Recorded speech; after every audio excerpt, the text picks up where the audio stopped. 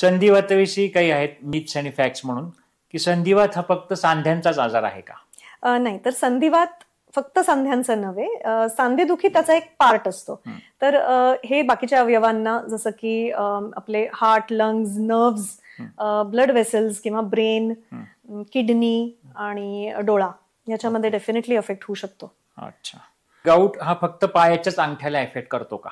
नाही, तर हे एक मिसकन्सेप्शन, गैरसमज आहे. फक्त पायाच्या अंगठ्याला नव्हे, कधी कधी अँकल्समध्ये किंवा नीजमध्ये, दुसऱ्या पायाच्या सांध्यांमध्ये सुद्धा अफेक्ट करू शकतो.